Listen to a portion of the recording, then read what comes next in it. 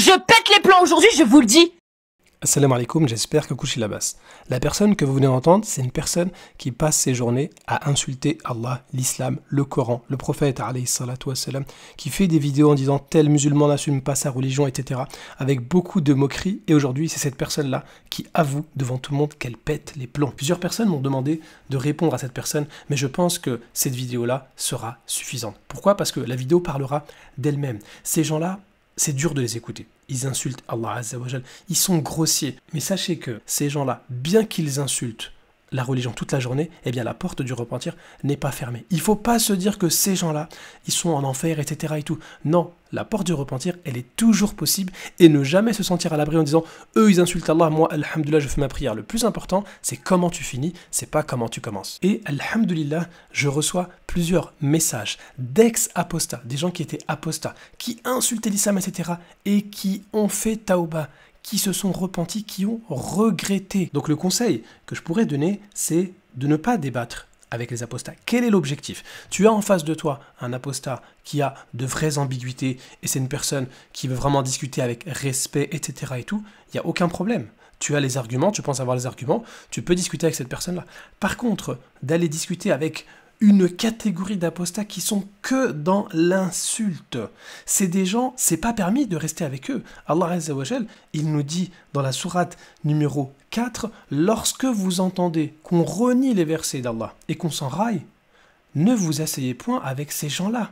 Pourquoi? Sinon, vous serez comme eux. On ne peut pas rester dans un live où il y a des gens qui rigolent, qui se moquent, ils font des blagues sur le Coran, etc. Et en même temps, nous, on reste là. Qu'est-ce qu'on fait chez eux? C'est nous qui leur donnons les épaules pour que eux, par la suite, ils aient des vues et ils insultent le Coran. Ils se moquent, ils font des lives. En fait, c'est devenu des émissions.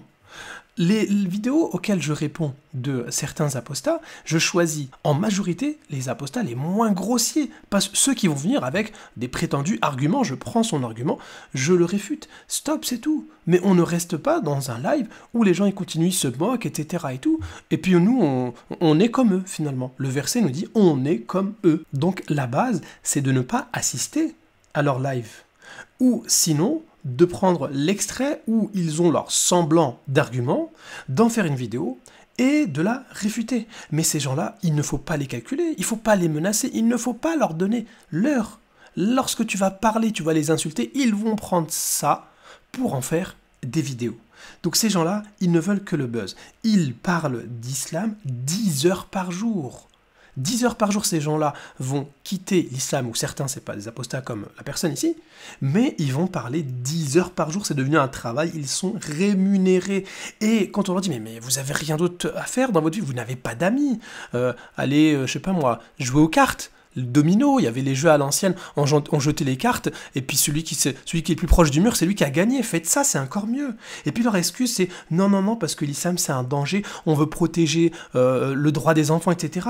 Mais par contre, quand aujourd'hui, il se passe des choses à Gaza, il n'y a plus personne. Donc on voit que c'est simplement de l'hypocrisie. Ces gens-là, ils veulent utiliser l'islam pour eux, ils veulent bénéficier du buzz de l'islam pour que eux puissent avoir des vues et de l'argent, c'est tout. Bien évidemment, je ne mets pas tout le monde dans la même catégorie. Il y a des gens qui ont eu sincèrement des ambiguïtés, et puis ces ambiguïtés-là, elles se sont transformées en gros doutes, et puis après, ils ont quitté l'islam. Mais pourquoi? Parce qu'ils n'ont pas donné de priorité à ce qui est essentiel. Ce qui est essentiel, Allah Azza wa Jal, il a créé l'être humain. Pourquoi?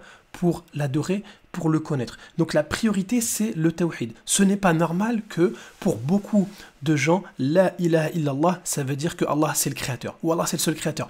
Pas du tout, si tu viens avec ça, mais comment la base de l'islam, tu ne la comprends pas, et puis tu vas assister à des lives en mangeant des chips, et tu n'as aucune protection, et tu n'as aucune lumière. La prière, c'est la lumière. Si ta prière, tu ne l'utilises pas en tant que gain d'énergie, en tant que repos, mais tu vas te faire avoir directement. Ils vont venir avec 2-3 ambiguïtés et c'est fini, c'est terminé. Et personne n'est à l'abri des ambiguïtés. Pourquoi? Parce que la guidée, elle vient d'Allah. Qu'est-ce qu'on récite chaque jour en prière? On dit Ihdina siratal mustaqim. Guide-nous dans le droit chemin. Chaque jour, à 17 reprises minimum, le musulman admet et reconnaît sa faiblesse et son besoin vis-à-vis d'Allah, qu'on a besoin qu'Allah nous guide. Donc en venant en se disant t'inquiète, j'ai les ambiguïtés, c'est bon, alors que ta prière du Fajr, tu l'as faite en retard, Mais ça va pas du tout. Tu ne donnes pas d'importance à la prière du matin et tu crois que tu vas réfuter les gens, mais une ambiguïté de la taille d'une mouche, c'est bon, c'est fini, c'est terminé pour toi. Il y a des gens, ils ont eu des ambiguïtés énormes et alhamdoulilah, ils sont restés stables, fermes dans leur foi. Pourquoi? Parce qu'ils ont une bonne relation avec Allah, ils ont une bonne protection avec le Créateur. Et d'autres, une toute petite ambiguïté de rien du tout, un truc vraiment minable. Eh ben ça l'a fait sortir de l'islam. Pourquoi? Parce qu'il était loin d'Allah. C'est ça la réalité. C'est pas les ambiguïtés qui sont grandes ou petites. C'est ta relation avec Allah qui fait que telle ambiguïté, elle aura un impact ou pas sur toi. Donc la priorité, c'est de fortifier ta relation avec Allah. Comment sont tes prières?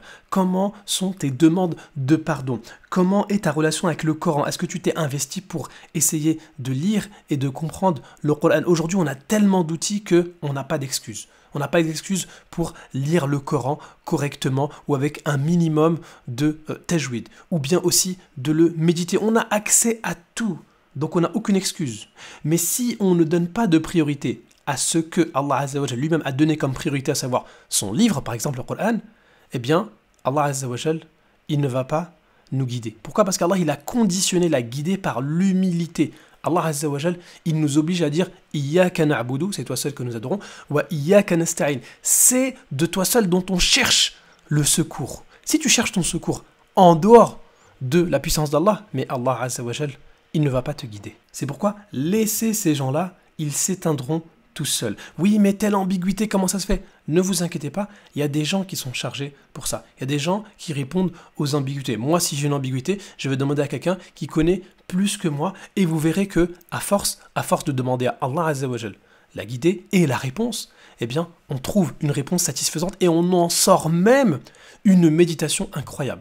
C'est d'ailleurs ce que j'essaie de faire depuis un certain temps, de répondre à des ambiguïtés tout en extrayant de cette ambiguïté-là, eh bien, une cohérence incroyable coranique. Et là, l'objectif de ces apostats-là, qui est de prouver que le Coran est incohérent, se retourne contre eux, puisqu'on montre que le Coran est parfaitement cohérent. Mais quant à ceux qui passent leur journée à se moquer de l'islam et du Coran, vous pensez qu'ils sont heureux?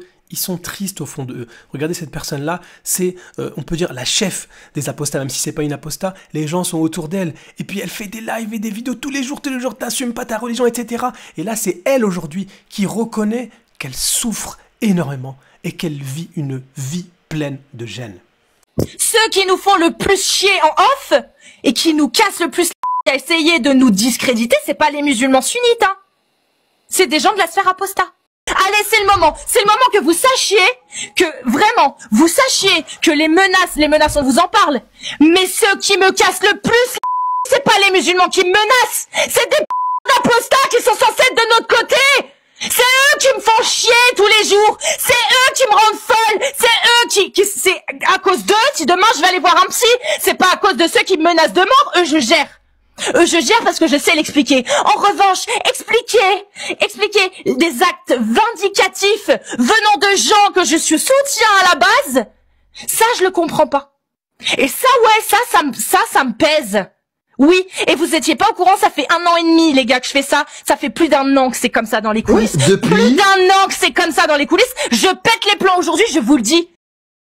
ومن أعرض عن ذكري فإن له معيشة ضنكا ونحشره يوم القيامة أعمى قال رب لم حشرتني أعمى وقد كنت بصيرا قال كذلك أتتك آياتنا